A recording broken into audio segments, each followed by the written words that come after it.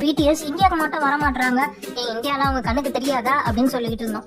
இப்ப பார்த்தா இன்னைக்கு நியூஸ் அப்டேட் படி பிடிஎஸ் இந்தியாவுக்கு ஒரு கான்சர்ட் பண்ண வராங்களாம்.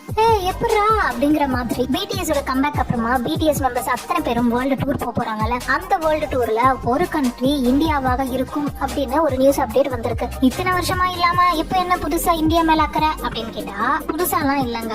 ஆல்ரெடி பிடிஎஸ் இந்தியால ஒரு கான்சர்ட் பண்ண முன்னாடியே ஒரு பிளான் போட்டிருந்தாங்க. ஆனா கோவிடால அந்த பிளான் ஃபிளாப் ஆயிடுச்சு. எப்படி நமக்கு எதிரி நம்ம கூட பிறந்த ஒரு ரூபத்திலயோ நமக்கு ஃப்ரெண்ட்ஸ் ரூபத்திலயோ நம்ம கூடவே சுத்திட்டு இருக்காங்களோ, அதே போல இந்தியாவோட எதிரி பக்கத்துல சைனாக்காரன் இருக்காங்களே.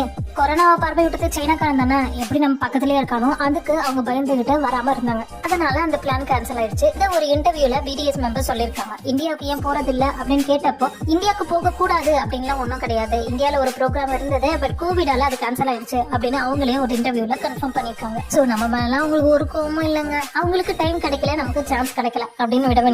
ஆனா இப்பதான் அந்த டைம் வந்திருக்கு. ஏன்னா அவங்களுக்கும் உயிர் மேல பயம் இருக்கும்ல. இங்க வந்து கொரோனா அவங்களுக்கும் பரவிடுச்சுன்னா அதுக்கு ஒரு விதத்துல நல்லதுதான். ஏன்னா அவங்க கான்செப்ட் பண்ணியிருந்தாங்கன்னா இப்ப இருக்கிற முக்காவாசி பேருக்கு பிடிஎஸ் யாருமே தெரிஞ்சிருக்காது. ஏன்னா இப்ப பிடிஎஸ் ஆர்மியா பிடிஎஸ் ஃபேன்ஸா இருக்கிறவங்க அப்ப கண்டிப்பா சின்ன சின்ன ஸ்கூல் பசங்களா இருந்திருப்பீங்க.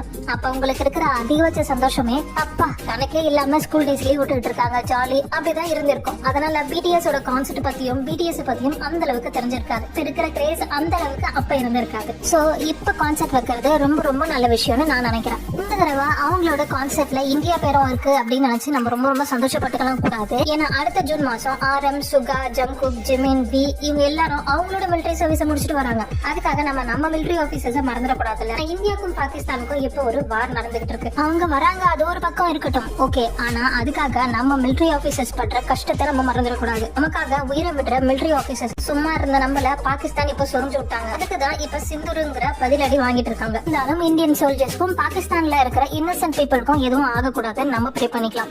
இந்தியா தான் இந்த வார்ல ஜெயிப்பாங்க. ஒருவேளை அந்த வார் சீக்கிரமா முடிஞ்சிருச்சு அப்படின்னா பிடிஎஸ் வருவாங்க, கண்டிப்பா இந்தியால கான்செர்ட் பண்ணுவாங்க. ஆனா முடியல அப்படின்னா இடையே ரீசனா சொல்லி கூட மறுபடியும் கேன்சல் பண்ண வாய்ப்புகள் அதிகமா இருக்கு.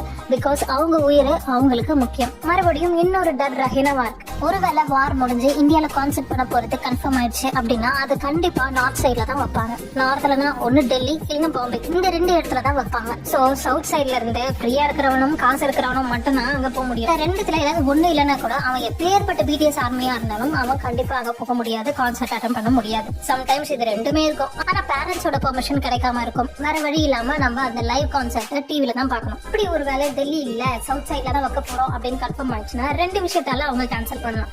டெல்லி இருக்கிறதுலயே பொல்யூட்டட் சிட்டி அப்படின்னு பேர் வாங்கியிருக்கு, அதனால டெல்லி கேன்சல் பண்ணலாம். பாம்பேனாலே டெரரிஸ்ட் அட்டாக் தான். எப்ப எங்க குண்டு வைப்பாங்கன்னு அவங்களுக்கு தெரியும்.